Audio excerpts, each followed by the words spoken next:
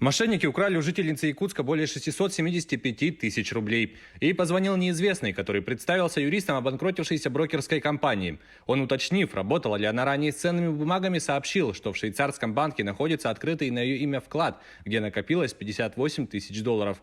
Он предложил помочь вывести их на ее счет, но для этого ей нужно оплатить 3,5 тысячи долларов в качестве штрафа. Женщина поверила мужчине, так как ранее действительно имела опыт работы с ценными бумагами.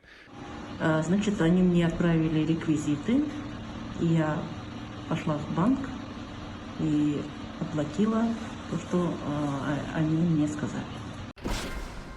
В Якутске задержали двух наркоторговцев. Полицейские уже завершили расследование уголовных дел в отношении двух участников организованного преступного сообщества, занимавшегося сбытом наркотиков на территории Якутии, а также Красноярского и Забайкальского краев. Их задержали в Якутске с поличным при попытке сбыта партии синтетики. Установлено, что они занимались распространением наркотиков через интернет-магазин. Бесконтактным способом, путем оборудования тайников с использованием мессенджеров и электронных платежных систем, фигуранты сбывали крупные партии синтетических наркотиков. Они проживали в съемных квартирах, строго соблюдали конспирацию, регулярно меняли место жительства, абонентские номера, мобильные телефоны, а также адреса доступа в интернет. При проведении личного досмотра, а также из оборудованных тайников, закладок и складов оперативники из незаконного оборота изъяли более полкилограмма наркотиков. Ранее судимый мужчина подозревается в краже планшета из больницы в Якутске. В полицию обратились сотрудники больницы. Выяснилось, что из кабинета пропал планшет, который был подключен к аппарату ЭКГ. Подозреваемым оказался ранее неоднократно судимый за тяжкое и имущественные преступления 52-летний мужчина. Установлено, что он был доставлен в больницу на машине скорой помощи.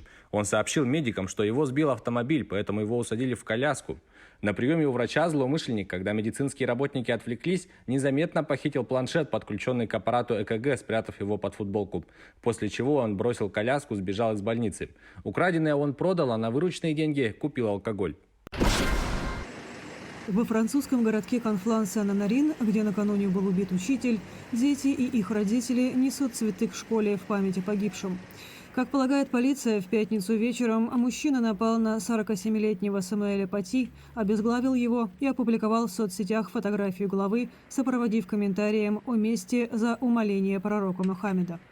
Учитель, преподававший историю средним классом, в начале октября показал карикатуру на пророка на уроке, посвященном свободе слова. Перед этим он предложил детям-мусульманам на время выйти из класса. Некоторые родители возмутились и подали на Пати жалобу, по которой началось разбирательство. Кроме того, в социальных сетях появилось видео с призывами запретить Пати преподавать, поскольку он якобы показал детям голову пророка. Отец мальчика, бывшего на спорном уроке, сказал журналистам, что сын шокирован не действиями учителя, а его убийством. Мой сын, а он мусульманин, расстроен и разочарован.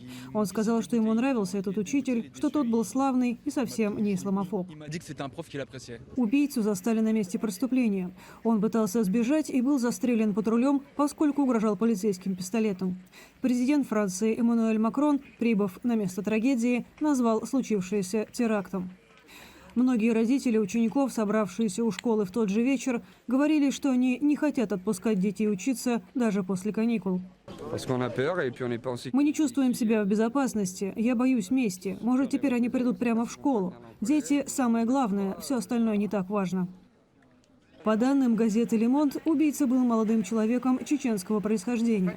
Он родился в Москве, а в последнее время жил в городе Эврё. Ему было 18 лет. Полиция проверяет, были ли у него соучастники.